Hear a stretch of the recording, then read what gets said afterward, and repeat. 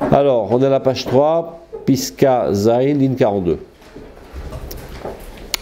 Amar Bichelbo, Amar Avuna, L'olam Yadam Zahir Betfilat Amincha.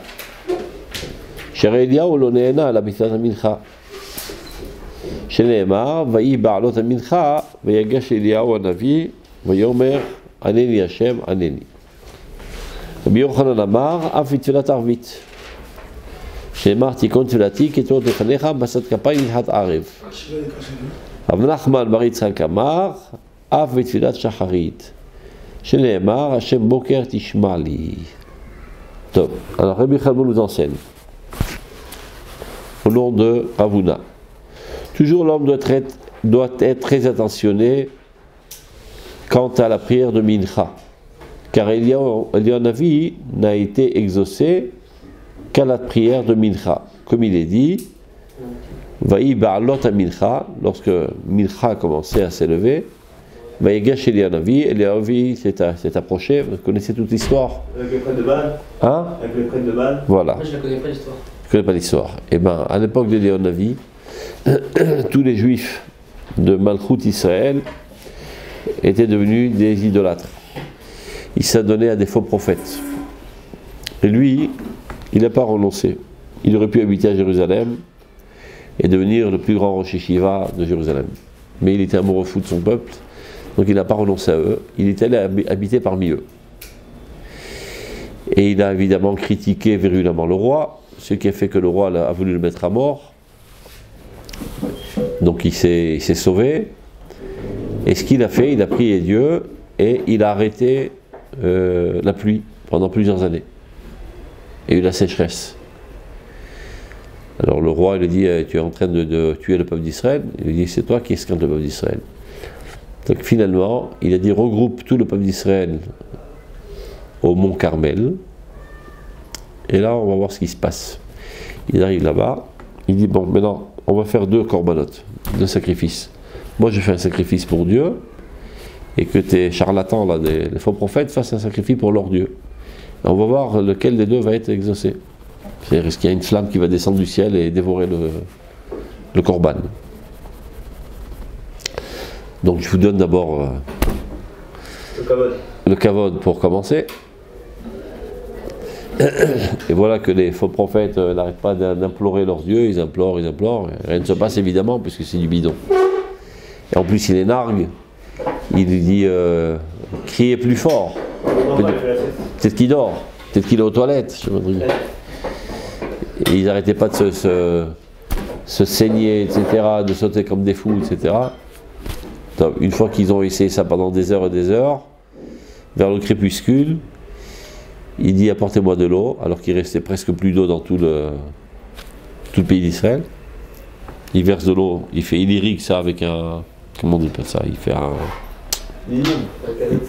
un canal autour, il irrigue d'eau, etc. Aneni Hashem Aneni, oh mon Dieu aide-moi, aide-moi, et une flamme est sortie du ciel et a dévoré le corban. Et à ce moment-là, tout le peuple d'Israël a fait tchouva et s'est exclamé Hashem ou Elohim, Dieu. Clair? C'est clair? C'est marqué dans la Bible. Donc ceci a eu lieu à Mincha. D'où l'importance de prier Mincha, dit Ravuna. Top. Rabbi Yochanan, il dit aussi pour la tefila d'Arvit. Comme il est dit, Tikon tefilati ketoret lefanecha basat kapayim minchat arev. Que réussisse ma prière et soit considérée comme un korban à tes yeux, un encens à tes yeux, le don de mes mains, minchat arev, ce don de arev. Arev, c'est-à-dire la nuit, à l'approche de la nuit. Et Rav Nachman dit aussi, il faut faire attention à la tefila de shachrit. Comme il dit, Boker tishma koli, le matin tu écouteras ma voix. Donc, on a comme l'impression que chacun surenchérit son article et d'essayer de vendre son article au mieux. Donc le Rav Kook va expliquer. Vous vous rappelez la semaine dernière, on a parlé des 3 tfilotes aussi, Avraham, Yitzhak, Yaakov, etc. Et ben, ça ressemble un petit peu d'un autre aspect. Yeshevarim Fulim, Sheribouyam, Urak, Leiter Shmira. Parfois, dans le corps humain, il y a des membres qui sont doubles. Et le fait qu'ils sont doubles, c'est pour plus de protection. Chez Beipaket Echad Mehem, Anisha Imelet Mekomo. Comme ça, s'il y en a un qui craque en route, et bien celui qui restera remplira son rôle. Comme par exemple les poumons. Les reins. Les poumons, les reins. Le bras, la jambe. Voilà. Il n'y a qu'un seul fois. Deux fois. Et le cerveau. C'est compliqué ça. Un demi-cerveau, tu peux vivre. Compliqué. Ils ont des fonctions différentes. Donc, il y en a qui sont comme ça et il y en a qui ne sont pas comme ça. Alors, on continue. Par contre, il y a d'autres membres qui, chacun a sa valeur propre. Et si l'un disparaît, le second ne peut pas remplir sa place. Alors on aurait pu penser que les 3 prières c'est comme ça. Il y en a 3, comme ça au moins de 3 prières, on a une qui sort bien. Mais en fait c'est juste une multiplication de 1 par 3. Et il va expliquer que non. C'est pas comme des membres doubles ou triples. Chaque membre a son importance intrinsèque. Skol echad misholesh atfilot, chacune des 3 prières, akvuot, tiens les feuilles ici, akvuot bismanan, qui sont fixées en leur temps, est dirigée vers un aspect très spécifique de la prière. Donc on ne peut pas les juger comme les membres qui sont doublés juste en cas de perte. Voilà. Pour être sûr au moins que des 3 prières en sortira au moins une de bonne.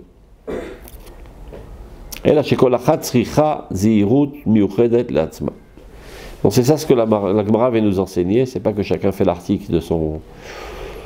Il dit que chacune d'entre elles nécessite une attention spécifique parce que chacune d'entre elles a un effet spécial, un rôle spécial. Ayesod Echad, le premier fondement, ou Negedit Gabrut Yetzer Libo Shel Adam Kehololut Vesichlut Shebeta'arovet Iske Olam.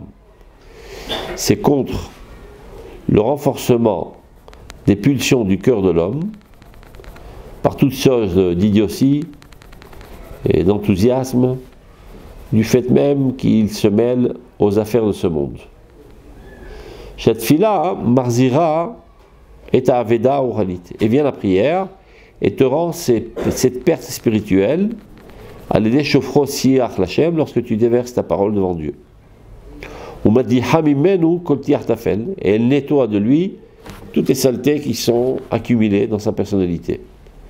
Comment qu'elle nettoie? À l'aider du fait même que tu penses et que tu t'enthousiasmes et tu parles de concepts très élevés et très purs, Bedat Elohim, quant à la connaissance de Dieu et son service. C'est-à-dire si toute la journée tu t'es occupé d'idiotie, et voilà que maintenant tu parles de choses très très hautes, ben les hautes choses font de l'ombre sur les idioties et les font disparaître. C'est quelle prière ça? On va voir. Les autres pour Elet Filat Mincha. Tu vois, un petit peu de patience, il te répond. Les autres pour Elet Filat Mincha. C'est sur ça qu'agit la prière de Mincha. Pourquoi? Réfléchis 2 minutes, c'est la fin de la journée. Après que pendant toute la journée tu as accumulé toutes sortes de saletés du fait même que tu étais dans la vie active, vient Mincha, nettoie tout ce que tu as fait dans la journée. Hein, encore une fois, ça met en évidence que quand est-ce qu'on doit faire Mincha? À la fin de la journée. Et pas 1 heure. Ah ouais. J'ai dit la semaine dernière que quand un petit enfant il est petit, on lui dit tu es grand, tu es grand. Quand il était petit, on te disait non, tu es grand, tu es grand. Donc c'est pour ça que la petite Mincha, on l'appelle Mincha Gdola. Elle est moins valeureuse. S'il n'y a pas une aide de ne pas repousser la visa, De ne pas repousser la visa, Non, parce que c'est son temps. C'est comme si tu dis, je sais pas, le Brit Mila c'est le 8e jour, je vais la faire le 7e. c'est comme si on fait Shacharit, on fait pas. Enfin, il y a une aide par exemple. Non, mais la Agdara de Mincha, c'est Bedim Doumé Chama. Lorsque le soleil commence à rougir. C'est-à-dire, il commence à se coucher. Comme un Shabbat, quoi. Hein Un Shabbat, quoi. On continue. Il explique. Les autres, pour Elet Filat Mincha, c'est sur ça qu'agit la prière de Mincha. Aba'a Achre Tokef Asakim, qui vient après toute la vigueur de toutes les affaires concernant le temps, chez l'Ayom, de la journée, dans les choses temporelles. De la même manière que Eliaou a été exaucé dans sa guerre contre les faux prophètes du Baal. Donc ça vient contrecarrer les éléments négatifs. Comme Eliaou Navi a lutté contre les prophètes négatifs, les prophètes falsificateurs, et c'était à la fin à Mincha, et bien de la même manière, la Tfilat de Mincha vient contrecarrer tous les aspects négatifs qui ont été accumulés dans ta personnalité pendant la journée, du fait même que tu t'es adonné à toutes sortes d'occupations qui parfois ont des aspects sales et moches. Ah. C'est ce qu'on disait aussi la semaine dernière. Dans le passage d'avant, c'est ce qu'il avait dit. La Mincha, justement, on le fait pour. Je crois Shacharit, c'était pour se donner les forces, et Mincha, c'était pour se nettoyer, quoi. Tu es sûr? Oh. Tu es sûr? Je suis pas sûr. Non. Une autre explication. Les faire fleurir, genre on avait dit c'est plus les maintenir, c'est les faire fleurir. Donc c'est pas nettoyer. Ah ok. C'est à deux. Mais non, c'est pas une marloquette, c'est encore un aspect de Mincha. C'est-à-dire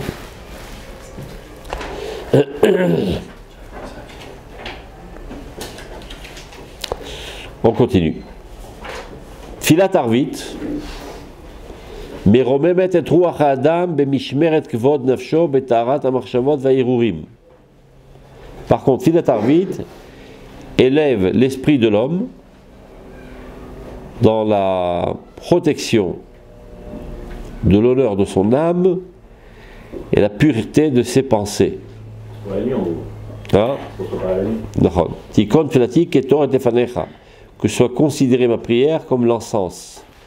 Chaque toret d'avar chez Bechachai, on dit. Toret, l'encens, c'est quelque chose qui se fait dans le silence. Mashpia le tikkun d'arke adam bechadre maskito. A une influence sur la réparation des comportements de l'homme dans ses chambres intérieures, c'est-à-dire dans l'intériorité de sa vie. Ou mechaperet ala shonara, chez Betsina. L'encens qu'on faisait au Beth Amikdash vient expier la faute du Lashon Hara qui a été dit en cachette. Shikara ou alidé marché vatalev. Il faut savoir que lorsque quelqu'un dit du Lashon Hara, c'est parce qu'il pense mal. C'est pas par hasard qu'il a eu un écart de langage. D'ailleurs, le prophète dit, regardez, le prophète, il est plus mahmir que la Torah. Parce qu'il est allé en fait chercher à la source le problème. Au lieu de dire il est interdit de lui parler de la Lashon Hara, il dit Ish et ra'at re'eu al tarchevu bilvafrem. Que chaque homme, le mal de son prochain, ne pensez pas dans votre cœur. Si tu ne penses pas du mal de ton prochain, bah, tu ne risques pas de parler mal contre lui. Donc il ne suffit pas seulement de préserver sa bouche de dire des sales choses, il faut ne pas arriver à vouloir dire des sales choses. Tout simplement en ne pensant jamais mal à personne, envers personne. Donc ceci provient déjà d'une erreur au niveau du cœur. Tov. Omna baboker. Par contre le matin. Rien de mal n'a été accolé aux forces de l'âme le matin. Parce que tu n'as rien rencontré de sale. Qu'est-ce que tu cherches? Ah, t'es froid. Continue. Aval, par contre, ils n'ont pas toute la vigueur de leur force. Le matin, tu es un petit peu endormi, encore, tu n'es pas tout à fait mefoukas, on dit mefoukas en français. Efficace. Non. Focus. Focalisé. Tu es encore un petit peu endormi, bien que tu étais sur tes pieds encore. Donc le matin, c'est vrai que tu n'as pas encore été sali par toutes sortes d'influences extérieures, mais disons que tu n'es pas dans toute la vigueur de tes forces. Allez, du fait même du renforcement de l'aspect matériel pendant la nuit, pendant le sommeil. Pendant le sommeil, tu n'as pas tellement d'activité intellectuelle, etc. Du fait même du renforcement quoi? Du fait même qu'il y a un renforcement de l'aspect matériel de ta personnalité quand tu dors. Asfilat Shachrit vient à la prière de Shachrit, Me'ira ou Mesaderet Otam. Elle l'éveille et elle met de l'ordre dans tes forces. Mais Ma'arachet HaKodesh, dans le système de la sainteté, Beromemut Rejmalot, Atzedek. Par le fait même que tu penses à des choses très très hautes, de justice et de droiture dans la crainte de Dieu et son amour. Comme il est dit, Hashem Boker Tishma Koli Eroch Lecha. Marech Levaviv, Korod Nafshi, Vatsape, Katati Imadi, la Emet Roli, que tu sois avec moi pour renforcer ma force. Kabalitaher, Mesaim Biado, celui qui vient se purifier, on l'aide. Donc, tournez la page, on rentre dans un nouveau chapitre qui s'appelle Tfila et Torah. C'est le rapport qui existe entre le rapport et la différence qu'il y a entre l'étude de la Torah et la prière. On y va. Atefila. משמשת להכניס את כל התורה וכל העבודה, כל החוכמה וכל ההופעה בתכונה טבעית ומעמד נפשי קבוע והראי חיי שעה. כלומר, שמחיה את השעה. להיות עומדת ישר מול יניקת שפע חיי עולם.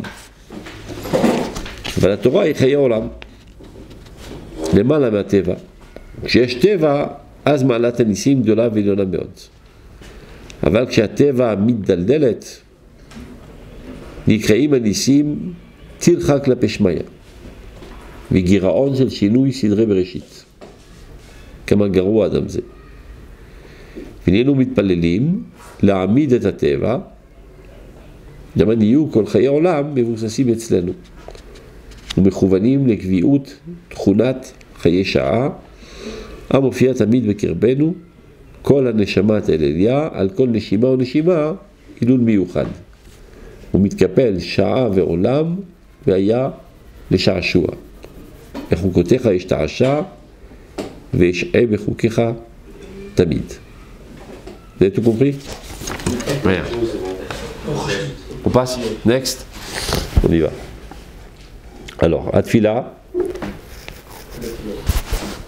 Meshameshet lachnis et kol Torah vekol avoda. Le rôle de la prière, c'est de faire pénétrer toute la Torah et tout le service divin et toute la sagesse et tout ce dont est éclairé des cieux par un petit peu de Ruach HaKodesh.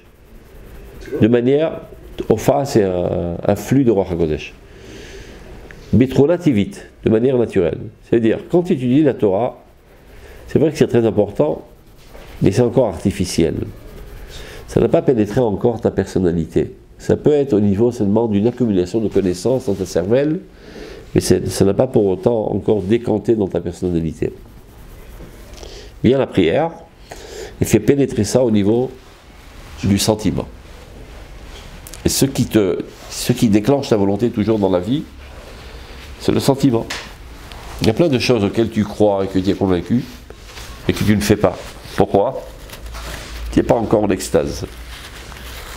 Les choses dont tu es enthousiasmé, tu les fais. Ça te fait courir. Comment on dit courir en hébreu? La shon, ratson. C'est ce qui déclenche le ratson, c'est le regesh.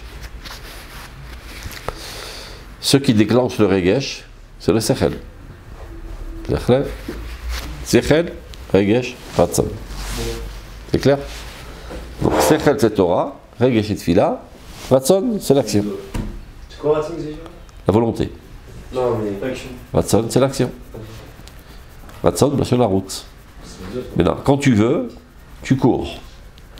Et après que tu as couru et que tu as appliqué, à ta meroutse, on dit ça en hébreu. C'est-à-dire meroutse, satisfait. Tout ça, c'est la même racine. Ratz, Ron, Meroutse. Alors, il vient le rôle de la prière est de faire pénétrer toute la Torah, tout le service, toute la sagesse que tu as accumulée, toutes les choses que tu as acquis par des fois un flux de Ruach HaKodesh même, dans une dimension naturelle. Naturel veut dire un vécu au niveau sentimental. Ou Ma'amad Nafshi Kavua, et un état d'âme fixe, pas une compréhension comme ça ponctuelle. Vi Chaye Sha'a. Donc la prière, on peut plus la catégoriser comme la vie du temps, c'est-à-dire temporelle, contrairement à la Torah qui est la vie éternelle. La Torah, c'est les principes de base éternels. La Tfila, ça fait pénétrer les idéaux éternels dans ta vie ponctuelle. C'est clair? Klomar, il explique, chez Mehaya et Tacha, elle fait vivre l'heure que tu es en train de vivre. C'est-à-dire comment faire pénétrer une partielle d'éternité dans un laps de temps d'1 heure ou de 24 heures en priant. La Torah c'est éternel, ça traite de sujets qui sont toujours en vigueur pour l'éternité, mais comment faire que ma vie journalière soit illuminée à la lumière de ces idéaux éternels? La prière. Hein? Pourquoi il n'y a pas une prière obligatoire toutes les heures? J'ai pas compris. Pourquoi la prière c'est 3 fois dans la journée alors et pas Bon, on a expliqué, c'est les 3 laps de temps que tu passes dans la journée. C'est ce qu'on vient d'expliquer. C'est clair? Liot omed et yachar moul yenikat shefa hayolam, de manière que le temporel se tient droit et puise son abondance, son flux de la vie éternelle. Par contre, la Torah, Chayolami, c'est la vie éternelle. Les mal à Mateva. Maintenant, si on veut faire un parallélisme métaphorique, on va dire la chose suivante. La prière, c'est le normal, et la Torah, c'est le miraculeux. Le normal, c'est ce qu'on vit constamment, tous les jours. Miraculeux, c'est en-delà de notre vie, on doit s'efforcer d'y accéder, mais c'est bien en-delà de nos capacités. C'est miraculeux. Comment ça se fait qu'on ne dise pas que Tfila c'est Torah? Parce que Tfila ça a été instauré en conséquence de la Torah. C'est-à-dire que les Rabbanan ils ont instauré la Tfila que quand il n'y avait plus Beth Amikdash. Non. Que d'abord, c'est pas vrai. Il y a toujours eu de la Tfila. C'est marqué dans la Torah ou l'Orvdo Bechol Lefafrem. Vous le servirez de tout votre cœur. Même à l'époque du Beth Amikdash, ils priaient. C'est faux de croire que la Tfila vient remplacer les corbanotes. Les corbanotes sont irremplaçables. Ce sont des activités différentes. Ce qui est marqué Keneget Korbanot Tiknum, ils ont instauré ça face aux korbanot, pas à la place des korbanot. C'est du point de vue des temps. Mais alors si c'est bien de la Torah, comment on ne dit pas que celui-là c'est Torah et que c'est aussi... C'est pas pareil, mais c'est ce qu'on est en train d'expliquer. La Torah vient illuminer ta cervelle des idéaux divins éternels. Maintenant, comment faire pénétrer ça dans ta vie journalière? Pour que ça pénètre de manière naturelle, il faut que ce soit au niveau du sentiment. C'est clair? Donc il explique comme ça, regarde. La Torah, Chayolami, les mal à Meateva, en delà de ta nature.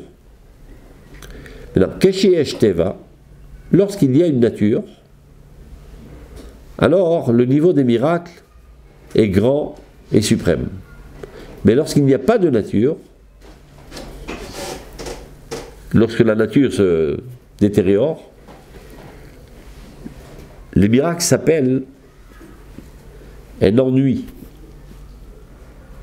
Un ennui envers les cieux. Non, à quoi il fait allusion? Marqué dans la Gemara qu'une fois il y a quelqu'un, sa femme venait d'accoucher, et après quelques jours elle est morte. Qui va s'occuper du nourrisson? Comment il va lui donner à manger? À l'époque, il n'y avait pas de maternat. Comme ça qu'on dit en français. Maternelle, français. Maternelle. Maternelle. La poudre là. Ah, le lait maternel. Je sais plus comment on dit. Industriel. Non, en hébreu ça s'appelle materna. Peu importe. Il n'y avait pas de poudre de lait. Alors comment faire?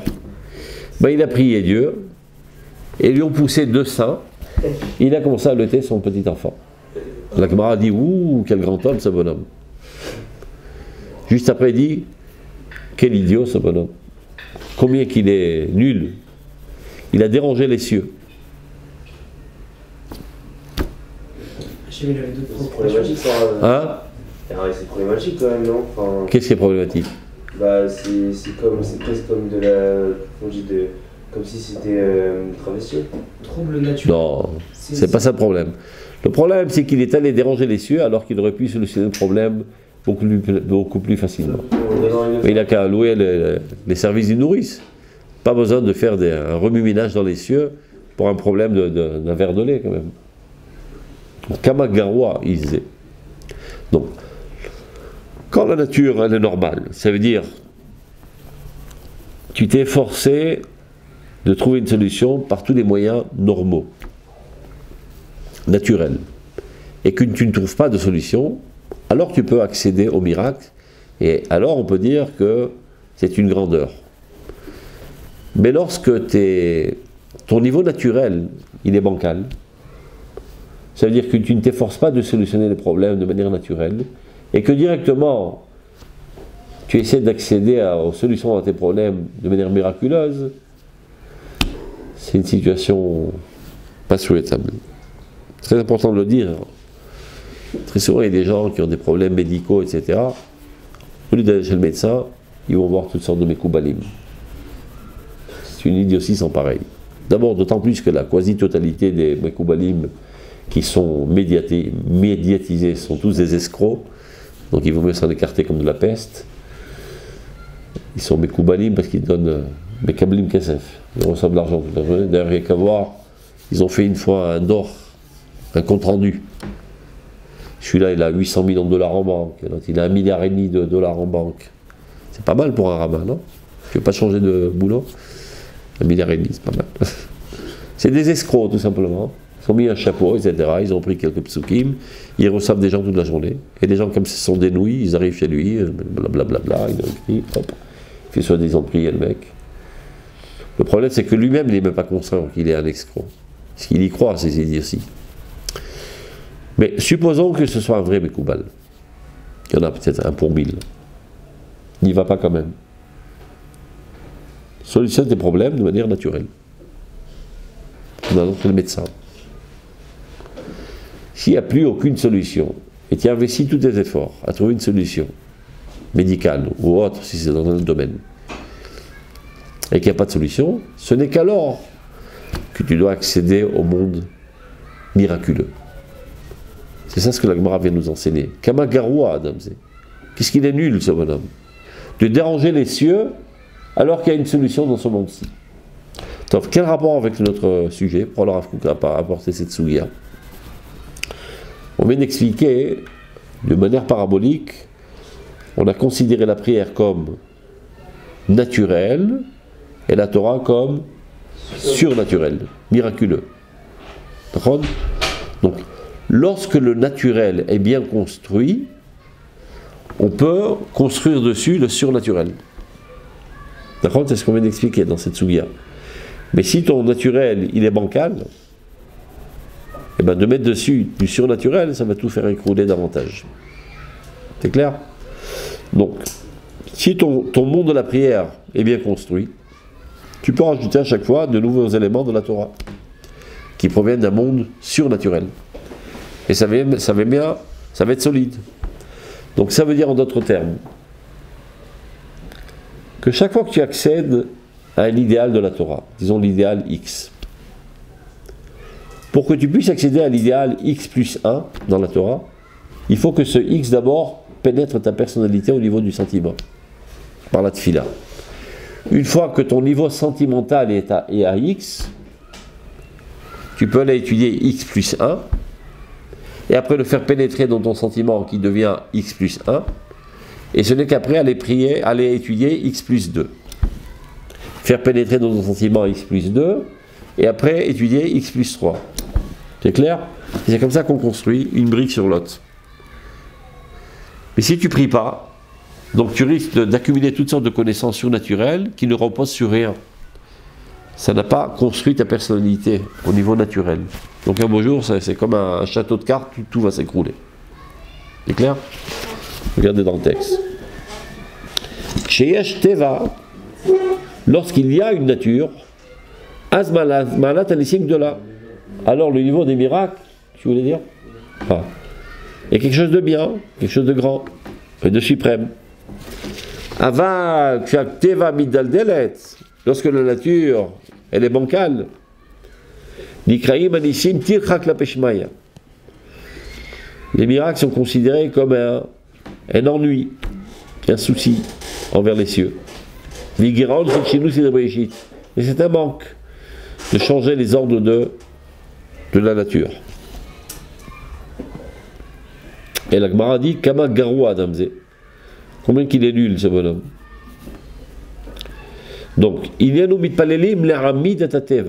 nous prions pour renforcer la nature, notre nature. C'est-à-dire de faire pénétrer ce qu'on a acquis dans l'étude du point de vue intellectuel au niveau du sentiment. Et c'est comme ça que petit à petit, on s'élève. Tout ce que je comprends, je prie. Je comprends, je prie. Je comprends, je prie. C'est comme ça, petit à petit, la Torah décante dans notre personnalité. Elle devient partie intégrale de notre nature.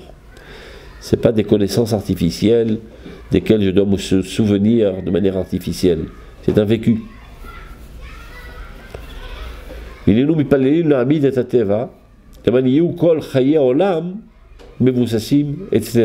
manière que toute la vie éternelle de la Torah, les idéaux les plus lointains, les plus grandioses, soient bien établis dans notre personnalité.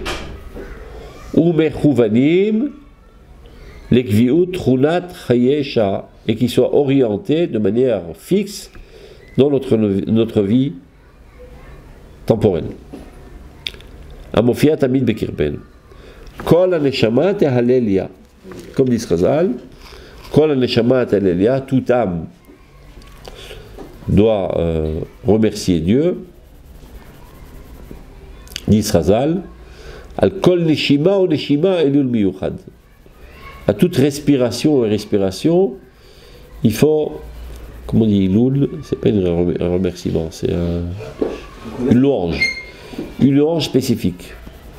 Ou mitkapel, sha'a ve'olam. Et c'est comme ça que se multiplie le temporel et l'éternel. Ve'a le sha'ashua, et ceci devient un jeu amusant à Dieu. C'est comme ça que tu te rapproches de Dieu avec Dvekut B'Hashem et Simcha. Bechukotecha ishta'asha, comme dit le Pasuk, Bechukotecha ishta'ashea. Dans tes lois, je m'amuse. On n'est pas venu pour s'amuser. Ishta'asha, c'est sha'asha. Chaye sha'a v'chaye olam. Ve'eshe bechukecha tamin. Vous avez compris le sens de la piska? C'est clair? Top. On y va. Alors, qu'est-ce qu'on a expliqué jusqu'à là? Dans quel sens est la prière? De haut en bas ou de bas en haut? De bas en haut, de haut en bas. Et nous, c'est comment on le perçoit. On doit s'ouvrir devant ce flux. Ouais. Alors, on va dire une piska qui, dans une première lecture, donne l'impression qu'on n'a rien compris. Qui va dire exactement le contraire. Et si ce n'était le grand sadique, le Rav Zuckerman, on n'aurait rien compris à la piska. Regardez. Atfila imilemata lemala. Tu vois, exactement le contraire de tout ce qu'on a appris jusqu'à présent. Ouais, la prière est de bas en haut. Alors qu'est-ce que tu entends par là de bas en haut? De l'homme vers Dieu. De l'homme vers Dieu. Tu t'adresses à Dieu. Exactement le contraire de ce qu'on a expliqué jusqu'à présent. On ne changeait pas sa volonté. Non.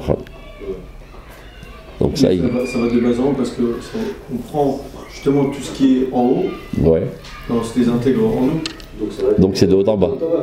Alors on prend tout ce qu'on étudie quoi, et tout ce qu'on étudie on le prend et avec la prière, justement, ça s'élève quoi. Ça s'élève où? Ça s'intègre en nous et ça nous Bon, alors ça décante. Ça nous fait nous élever. Ou tu étudies dans la tête. Et une est le régache dans le cœur. Donc ça descend. Non, parce qu'on a dit, Quoi qu'il en soit, c'est toujours de haut en bas. Hein? On a dit on utilise le regesh, la prière, Ken. pour justement après que ce qu'on avait dans la tête, ça reste dans notre tête.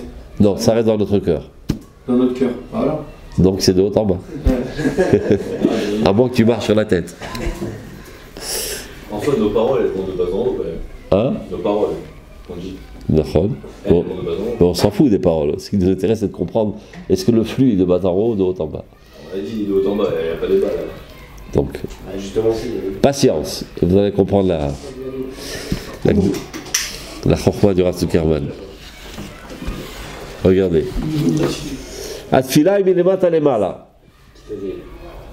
Donc la prière est de bas en haut. Ça ne m'étonnerait pas qu'il y a d'autres qui expliquent de manière tordue. Essayez, faites un petit scrutin dans le Beth Midrash. Demandez quand vous explique cette piska. C'est le géant du Rav Zuckerman. Regardez. Ketzad. Alors comment cela? Hein? C'est le Rav Zuckerman Qui va expliquer comment ça marche. 2 secondes. Ça, c'est des écrits du Rav Kook. Non, ça c'est le Rav Kook, mais reste à savoir, il faut le comprendre aussi. Il faut un petit peu de comprenette, comme on dit. Ketzad. Qu'est-ce que ça veut dire de bas en haut? Mitoch oto amayan, amalek dushativit, shebilibenu, arenu dolim, motziim et argashotav aadinot, minakoach el apoal, מכוונים לרוממן ולסגבן, לטהרן ולקדשן, בקדושת הטהרה העליונה, הכוללת כל הקדושות וכל הטהרות, כל החוכמות, כל הדעות, כל הבינות, כל המחשבות. והננו עולים, וכמה שיגדל שכלנו, כמה שיזדככו מידותינו, כמה שיהיה האופי של הדבקות האלוהית יותר חזק בחיים, ברעיון וברצון, במזג ובטבע, בתולדה ובתכונה, ככה זוכים יותר האורות המתגלים בנו על ידי הבעותינו התפילתיות. On arrête là. Comment cela? Qu'est-ce que ça veut dire de bas en haut? À partir de la source remplie de sainteté naturelle qui est en nous, dans notre cœur, nous puisons et nous sortons ces sentiments les plus délicats d'un état potentiel à un état de mise à l'œuvre.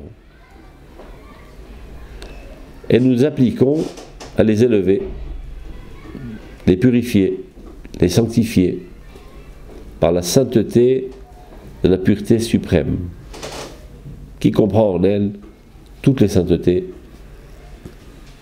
toutes les puretés, toutes les sagesses, toutes les connaissances, toutes les compréhensions, toutes les pensées. Et nous montons. Et plus grandit notre intelligence, plus se purifie notre trait de caractère, plus notre caractère, c'est-à-dire l'aspect de notre proximité de Dieu, se renforce dans notre vie, dans la pensée, dans la volonté, dans la nature. Ainsi, rayonnent les lumières qui apparaissent en nous par nos expressions de prière. Vous avez compris? Non. C'est du français pourtant. Et Kitsour, qu'est-ce que ça veut dire de bas en haut? De notre âme vers notre conscience. Donc ça veut dire que notre âme, elle peut passer vers la conscience, ça. Hein? Notre âme, elle est en bas alors. On parle de Elle est profondément dans notre personnalité. Et on puise de là-bas toute la sainteté, on montre ça à notre conscience. Tu vois, la Neshama, alors c'est l'âme ou la On se rend conscience? conscient de De ce qu'il y a dans notre âme. Après. Parce que Rav, On exprime en mots, en pensée, ce qui se trouve de toute manière dans notre âme, ce qu'on avait expliqué au début, Atfila matmedet shel haneshama, la prière constante de l'âme. Lorsqu'on prie, on ne fait qu'exprimer ce qu'il y a de toute façon constamment dans l'âme. Donc ça ne vient pas du tout contredire ce qu'on a expliqué jusqu'à présent. C'est clair? Quel? On est d'accord que la neshama c'est l'âme, c'est pas la conscience. D'accord. Et comment est-ce qu'on peut puiser ça? Déjà, c'est quoi la différence qu'on fait entre neshama et conscience, sachant qu'on dit qu'on vient puiser ça du profond de nous. Alors la conscience c'est notre être, la conscience. Donc, Pas tout ce qui est dans ton âme est dans ta conscience. Une partie infime de ton âme apparaît dans ta conscience. Et tout ton rôle dans ta vie, c'est d'exprimer de plus en plus ton âme. Ton âme, elle est infinie. Elle veut le bien, elle veut la volonté de Dieu. Sa volonté est totalement identique à la volonté de Dieu. Reste à savoir si au niveau de ta conscience, il y a les mêmes volontés. Pas tout à fait. Petit à petit, à l'aide de la Torah et de la prière, tu transformes ta conscience de manière qu'elle soit de plus en plus ressemblante à ton âme. C'est ça tout ton rôle dans ta vie. Donc c'est ça ce que ça veut dire de bas en haut. En continuité à ce qu'on a dit précédemment. Avec la Torah, on accumule les connaissances, après on fait pénétrer ça dans le cœur pour que ceci soit un vécu et pas seulement une connaissance artificielle. Tout ça ensemble, ça s'appelle la conscience. C'est-à-dire les connaissances et les sentiments, c'est la conscience. Maintenant, dans l'âme, tout se trouve. C'est-à-dire au plus profond, si on parle de manière métaphorique évidemment, dans le puits le plus profond de notre personnalité se trouve notre âme. Et de là-bas, on puise des quantités de Kedusha et on les fait monter à notre conscience. Et qu'est-ce qui fait que de puiser des profondeurs, ça correspond à de haut en bas?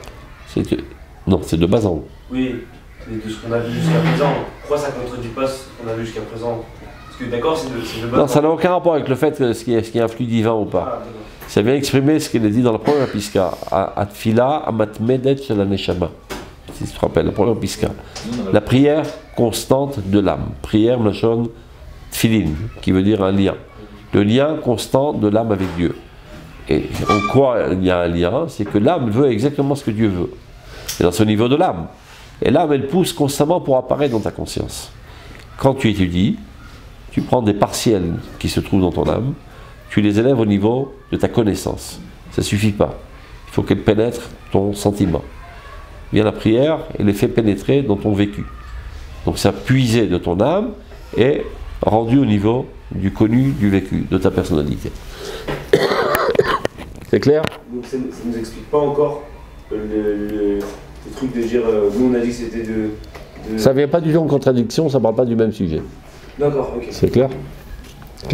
C'est clair? Ouais. On y va. Regardez maintenant. Ligne 14.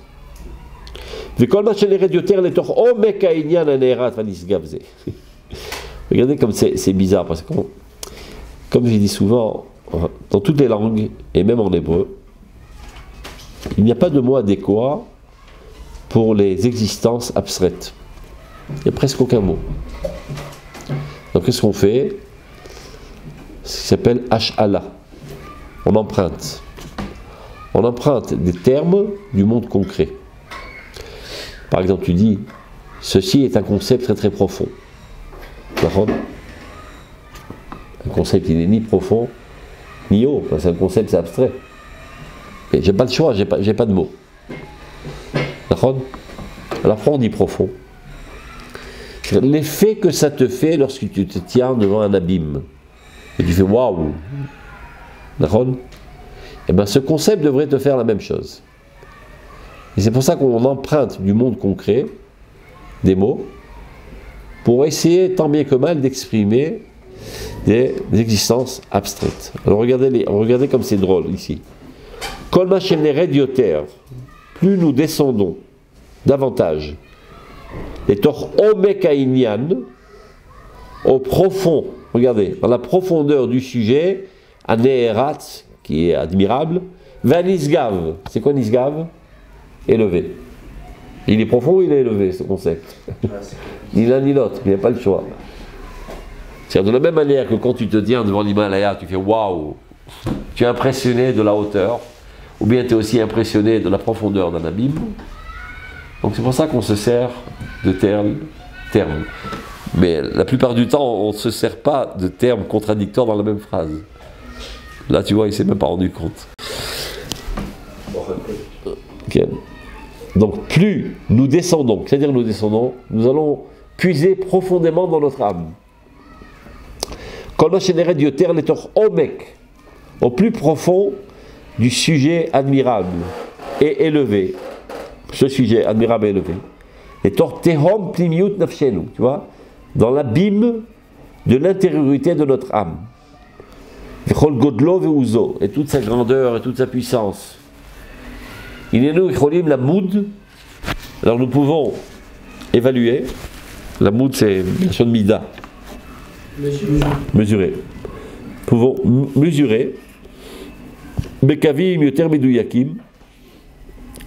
De la manière la plus précise. Et aliyoten bemalachat tefila. Nos élévations pendant la prière. C'est-à-dire, plus tu arrives pendant la prière à puiser au plus profond de ton âme, plus ta prière sera réussie, plus elle sera haute.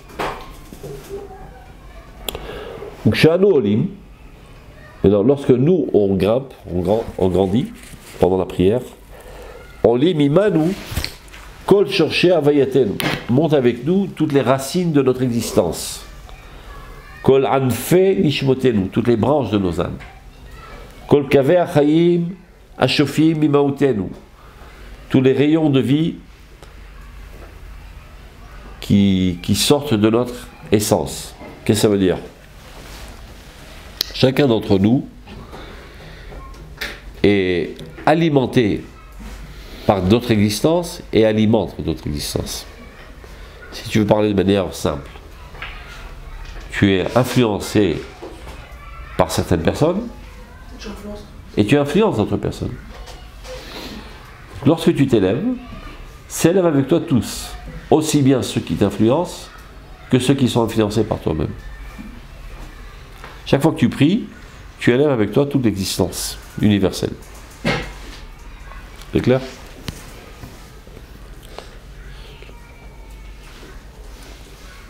Quand vous dites toute l'existence, ça fait référence également aux autres peuples, aux peuples étrangers? Tous les peuples, tout le cosmos, tout ce qui bouge dans ce monde et dans l'univers entier. Et même les anges. Pourquoi élever de telles personnes? Hein? Pourquoi les élever? Parce que notre rôle, c'est de lever l'existence entière. Nous n'avons rien contre les goïms, si c'était pas tout à fait clair pour toi. Nous sommes amoureux fous des goïms. Nous voulons le bien de l'humanité entière. C'est notre rôle. Nous n'existons que pour cela. Nous sommes le cœur de l'organisme universel. C'est pour ça que Dieu nous a créés. Imagine que le cœur commence à haïr les autres membres et qu'il prend un couteau et commence à les couper. Et bien lui aussi il va mourir. Tout le rôle du peuple d'Israël, c'est d'élever l'humanité entière, et pas seulement l'humanité, les animaux, les anges, tout ce qui bouge. Est-ce que je dois élever un membre qui essaye de tuer le corps? Et ben, en cela, tu l'élèves et il ne voudra plus tuer le corps. Ça veut dire l'élever, le bonifier. Donc il n'aurait plus d'idées saugrenues comme ça. Évidemment, tu ne dois pas renforcer ses intentions négatives. Mais non, il ne faut pas perdre la boussole. Ça ne veut pas dire qu'il ne faut pas mettre à mort les terroristes. C'était ma question. Non, évidemment qu'il faut les mettre à mort d'urgence. C'est clair. Les blics sont du corps. Mais, évidemment. Mais ce n'est pas par haine. Par amour. Pas moche. Pas moche. Si un soldat n'est pas à la hauteur de comprendre ça, il vaut mieux qu'il ne pas lui en parler. Parce que l'essentiel, c'est qu'il mette à mort les terroristes. Madame mère? C'est pas aux soldats qu'il faut parler de ça. Le soldat aussi, toi aussi, il va être soldat. Oui, mais un soldat, s'il veut tuer un terroriste, il n'a pas forcément la liberté de le faire. Il n'a pas quoi? Forcément la liberté de le faire. Oh, il a pas mal de liberté, je te promets. Ouais, mais les conséquences sera... Alors, il a toujours, il trouve toujours la bonne astuce pour le mettre à mort dans les règles de l'art, comme on dit. Il faut savoir que lorsqu'on fait la guerre contre les goïms aujourd'hui, c'est pas par la haine des goïms. c'est par l'amour de l'humanité. C'est-à-dire, si tu vas à Machal, imagine que maman attrape un poignard et a perdu le contrôle. Elle n'est plus sous le contrôle de mon cerveau. Et elle s'apprête à poignarder le cœur. Qu'est-ce que tu fais? Ben, tu l'attrapes et tu la neutralises. C'est pas parce que tu haïs là-bas. C'est parce que si elle porte atteinte au cœur, tout l'organisme va mourir, y compris la main de toute manière. D'accord? Donc je la neutralise. J'essaie de la neutraliser par tous les moyens. Si j'ai pas le choix, quitte à la tuer. Mais avec beaucoup de douleur, de peine même. Ben, il y a des peuples qui ont perdu la raison et qui cherchent le mal d'Israël. Bon, on n'a pas le choix. On voudrait bien leur enseigner au Roth, mais ils ne comprennent pas l'hébreu. S'ils comprenaient l'hébreu, je me suis retenu sur la place du marché là-bas de Haza et donner un cours de Roth. Mais ils ne comprennent pas l'hébreu. Il y a d'autres arguments. Il y a d'autres arguments qui les convainquent davantage. Il y a des arguments de 8 mm, de 18 mm. Tu vois, ça les convainc. Ils ne comprennent pas notre langage. En plus, c'est pas poli, il faut savoir. Il faut être poli dans ce monde. Quand on te parle en français, ne réponds pas en anglais. D'accord? Lui, il te parle dans le langage de la violence, et ben réponds-lui dans le même langage. Il n'y a que ça qu'il comprend. Mais c'est pas un cœur joie. Je n'ai aucune joie de lécher une femme veuve et des enfants orphelins. Et si telle est ma situation, je suis pas normal. C'est clair? Il n'y a pas le choix, on le fait. On fait ça vite fait. C'est pour ça que les goïms, eux, ils adorent la guerre. Parce que pour eux, quand il n'y a pas de guerre, c'est l'enfer. Non, c'est pas ça seulement. Quand il n'y a pas de guerre, c'est l'enfer. Parce que dans la vie citoyenne, tout est interdit. Interdit de voler, interdit de violer, interdit de saccager, interdit de piller. C'est quoi ce monde-là? C'est un enfer. On met l'uniforme, tout est permis. On peut voler, piller, violer, tout est permis. Donc ils adorent la guerre, les goïms. Comme ils ont une âme encore barbare, donc ils cherchent la moindre occasion pour sortir en guerre. Alors il y a la guerre de 100 ans. Nous, c'est la guerre de 6 jours. On termine vite fait, on retourne dans la maison, on mange du couscous et des boulettes pour Shabbat. Parce qu'on haït la guerre. On ne peut pas supporter la guerre. On est le peuple de la paix, le peuple de l'amour. Mais tant qu'à faire, si on doit le faire, alors on fait ça vite fait, bien fait. Donc on doit être les plus professionnels dans l'art de la guerre, sans pas parler d'art. On fait ça vite fait, bien fait, et on termine une bonne fois pour toutes. Mais notre personnalité, c'est Yaakov Ishtam Yoshev Ohalim. Yaakov est quelqu'un d'intègre qui est assis dans les tentes. Nous, on préfère étudier la Torah, rêver des idéaux de ce monde, etc. Eux, ils adorent manier l'arme. Donc des fois, on se déguise en Esav. On fait l'ours. On n'est pas des ours. On est des nounours. On est des nounours, voilà. C'est l'histoire de... Vous savez qu'en Russie, ils avaient des esclaves juifs. Alors des fois, il y avait deux gouverneurs comme ça, qui sont saoulés la tête dans un bar, avec de l'alcool. Après, ils ont commencé à parier. Tu dis, moi, ma femme est plus belle que la tienne, etc. Et là, tu lui dis, écoute-moi, moi j'ai un ours imbattable. Toi, tu dis, mon ours, il est plus fort que le tien. Top. Finalement, il se réveille de son... Donc, il parie. Donc, on fait un combat la semaine prochaine. Chacun apporte son ours, on va voir lequel ours est le plus fort. Après que l'alcool passe, il rentre chez lui, il se rend compte qu'il n'a pas d'ours. Mais comment je vais faire? Ben, c'est pas dur. Il a l'esclave juif, il dit, ben, ça sera toi l'ours. La semaine prochaine, tu rentres sur l'arène et tu vas combattre contre un ours. Moi, contre un ours, tu n'as jamais vu un ours? C'est 3 fois plus grand qu'un homme. Donc il a la trouille. Il dit, si tu vas pas, j'égorge ta femme et tes gosses. Top. Il va s'acheter une combinaison d'ours.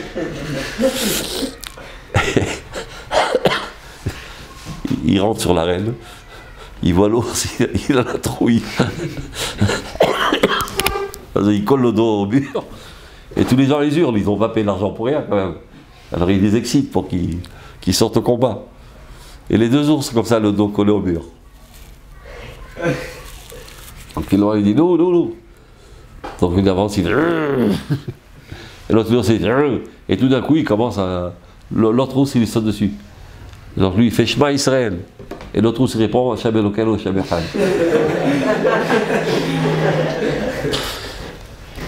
C'est ça les soldats d'Israël.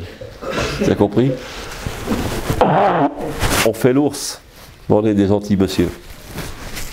C'est qui? C'est qui l'armée d'Israël? Qui c'est qui réussit les guerres en Israël d'ailleurs? C'est pas le Sadir, c'est les Miloïm-Nikim. Le Sadir c'est ce qu'ils font l'armée pendant 3 ans. Les Miloïm-Nikim, c'est ce qu'ils font ça tous les ans, un mois par an. Mais non, quand il y a la guerre, on mobilise tous les Miloïm-Nikim et ceux qui font la guerre. Parce qu'ils ont plus d'expérience. Bien que ça fait longtemps qu'ils n'y étaient pas, mais ils ont plus d'expérience. Donc ceux qui tiennent la ligne au début, c'est le Sadir, le temps que le renfort arrive. Mais c'est qui ces mecs, ces Miloïm-Nikim? Le mec, il a 40 ans, il a un gros bide, il a mal au dos, il se met tous les jours de la crème entre les orteils parce qu'il a des pitriotes. Il a plein de... Comment des pitriotes? Des champignons. Il a un cachet pour le pipi, un cachet pour le truc, un cachet pour le sommeil, un cachet pour le mal de tête. Il a toute une pharmacie qu'il avale tous les soirs. Il arrive à l'armée, plus aucun médicament, et ça devient un lion. C'est des gentils monsieur, des gentils papas, etc. Ce ne sont pas des brutes, les soldats d'Israël. Des gens à un bon cœur, et gentils, etc. Et ceux qui font les guerres, et qui les réussissent brillamment. C'est parce qu'on haït la guerre qu'on réussit brillamment, qu'on veut s'en débarrasser vite fait. Ce n'est pas notre nature. Si ça n'en tenait qu'à nous, il n'y aurait aucune guerre. Qui c'est qui crée les guerres ici en Eretz Israël? C'est les Arabes. Si ça n'en tenait qu'à nous, il y aurait la paix. Tu as déjà vu des Juifs qui essaient d'enquiquiner des Arabes? À part quelques malades mentaux ici dans le pays. Les plupart, c'est des gens paisibles. Ils nous cherchent noise. Donc on est obligé de riposter, c'est tout. Mais évidemment, notre rôle est de lever l'humanité entière, et pas seulement l'humanité, toute l'existence. Donc lorsqu'on prie, on s'élève. Et lorsqu'on s'élève, donc tout ce qui afflue vers nous et tout ce qui afflue de nous s'élève avec nous. Donc c'est ce qu'il est en train de regarder, ligne 15. Lorsque nous montons, nous grimpons, s'élève avec nous toutes les racines de notre existence, c'est-à-dire tout ce qui afflue sur nous. Et toutes les branches de notre âme, c'est ce qui sort de nous. Tout le rayon de vie qui découle de notre essence. Et toutes les sources de vie qui affluent vers nous. Et c'est ça ce qui nous amène finalement à notre particularité.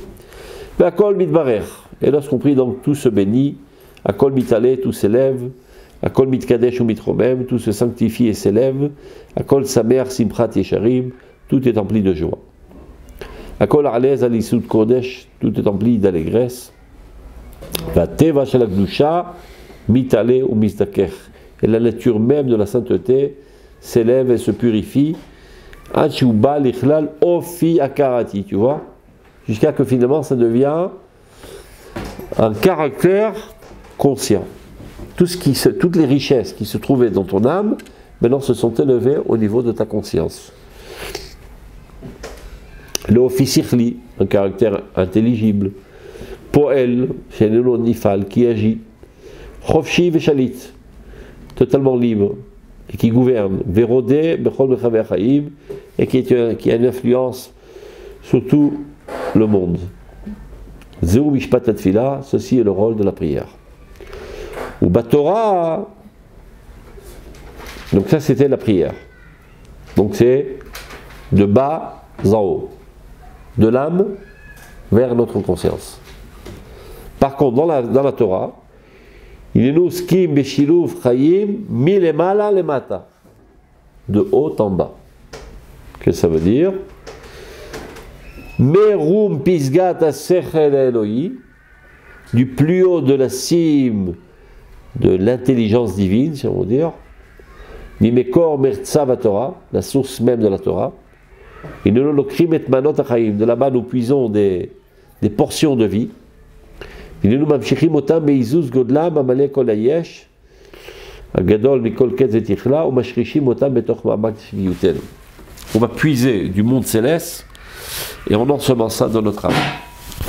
C'est-à-dire, ça va de la manière suivante. Chaque fois que tu étudies la Torah, tu fais descendre du monde céleste dans ce monde des choses qui n'existaient pas jusqu'à présent, et tu les enracines dans ton âme. Mais Teva Kodeshelanu, Biesot Rosno Midbarech. Et c'est comme ça que notre nature même grandit. Berkat Shamayim, par une bénédiction des cieux. Al-Deshifat Yaora Ba'alenu, par cette abondance de lumière qui vient vers nous. C'est-à-dire, pour conclure, quand tu étudies la Torah, tu enrichis ton âme de nouvelles portions de vitalité divine. Quand tu pries, tu puises de ton âme et tu montes ça au niveau de ta conscience. Vous avez compris comment ça marche? C'est clair? Non, pas. Je reprends. Quand tu étudies la Torah c'est une chorma elokit, c'est une sagesse divine. Chaque fois que tu étudies la Torah, tu fais descendre dans ce monde-ci des portions de vie du monde céleste qui n'existaient pas jusqu'à présent. Où elles vont? Elles pénètrent ton âme. Elles sont intégrées dans ton âme, ensemencées, enracinées dans ton âme. Et quand tu pries, tu vas puiser de ton âme petit à petit et tu les montes au niveau de ta conscience. C'est pour ça que c'est ça ce qui veut dire mais les malas les mata, mais les mata les malas, et pas comme on aurait pu comprendre dans une première lecture, de penser c'est que de l'homme vers Dieu. Portez-vous bien.